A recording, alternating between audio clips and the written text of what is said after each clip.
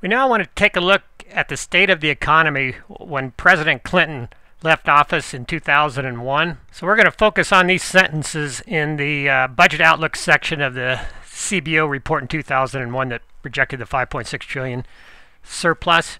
It says, as this report was being prepared, the economy appeared to be weakening more than previously expected, leading the Federal Reserve to take unusually emphatic action to restrain any further weakening. Now that sounds familiar. And then the report goes on to say that economists are usually unable to forecast the turning points of business cycles, and indeed do not have a good record in recognizing them in the first months after they have occurred. Thus, the short-term outlook for the economy, and hence for the budget, is particularly uncertain when the business cycle may be approaching a turning point. So we know that before President Clinton left office, the economy had some questions about its longevity before it would reach a turning point. So with the benefit of 6.5 years of additional data, we're now going to take a look at the direct foreign investment and venture capital, corporate debt, and corporate profits. In this graph labeled 1995 to 2005 investments, revenues, which would be tax revenues, and GDP trend line, you can see the investment enthusiasm that existed in the late 1990s to up to 2000 by the investment capital that was being generated from venture capital and direct foreign investment. And then abruptly in 2000, you can see the fall of direct foreign investment and the decline in venture capital. This is an indication of the end of the investment period associated with the late 1990s and 2000. To assist in looking at the graph and identifying 2000, I put a vertical line in there to show you the peaks, or the year 2000, which identifies the peaks of all of the categories of tax revenue, venture capital investment, and direct foreign investment. Moving to corporate debt, here's the 1962 to 2007 average corporate debt for non-financial institutions as a percentage of nominal GDP. And as you will see, corporate debt in 2000 was at an all-time record high as a percentage of GDP, followed by 2001, which has become the all-time record high, and then it reduced down. So you can see that corporate debt was a source of capital to fund the economy of the late 1990s and 2000. Another element of the economy of the late 1990s to 2000 was the flat corporate book profits. This graph shows how book profits for corporations were essentially the same from 1995 through 2001.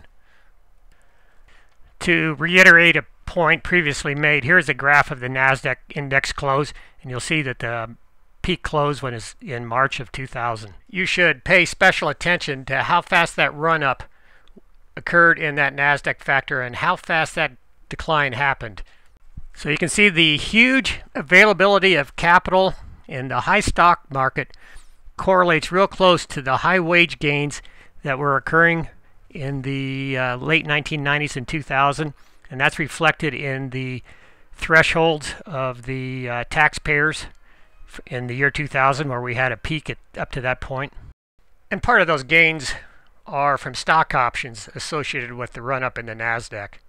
So now let's analyze the viability of an economy that's associated with high investments, high corporate debt, high stock prices, high adjusted gross incomes, and low corporate profits. Here is a graph of the weekly initial jobless claims, seasonally adjusted, and the dates on here, there's quite a few dates on here, but the one I want to highlight is April of 2000 was marked the bottom of the weekly jobless claims, and from there they continued to increase all the way up through September of 2001. But I also included August of 2001 to show how the jobless claims, even before 9/11 happened, were on the increase. And of course we had the recession from starting in March of 01 through November of 01. So essentially the beginning of the recession, if you're going to use the jobless claims shows that the turnaround in the economy was actually happened somewhere around April of 2000. And not surprisingly, at least to me, that correlates real close to the beginning of the decline in the stock market. Through this process, I've analyzed probably 100 graphs and data, a lot of data, but this graph here epitomizes what was going on in the 1990s. And this graph is the 1950 to 2006 GDP components. And what it shows is the wages and salaries as a percentage of the total GDP. And wages and salaries are the highest taxed element of GDP. So when you have an increase in wages and salaries as a percentage of GDP, you will get a spike in tax revenues because wages and salaries are the highest taxed element. This graph demonstrates how you can get a short-term increase in tax revenues with a relatively flat GDP line. But the question you have to ask yourself is, can the economy in the United States that is capital intensive compete against a world economy where people are willing to work at a fraction of the labor cost of this country? Is it possible for this country to compete with a rising wage and salaries element as a percentage of GDP? I do not believe so.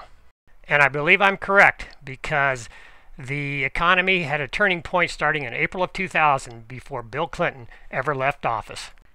The final point on this graph is there's a trend line included, so you can see how the trend since 1950 through 2005 has been down, with wages and salary continually being a smaller percentage of GDP. And that downward trend was reversed through the economy of the late 90s. So it is difficult to determine what government policy was in effect to lead to this kind of economy, and somebody else agrees with me on this, and that is the person that said this. Now, of course, we can't simply recycle the policies that worked in the 1990s. These are different times. And who would that be? None other than Hillary Clinton. In the same speech, she had this gem.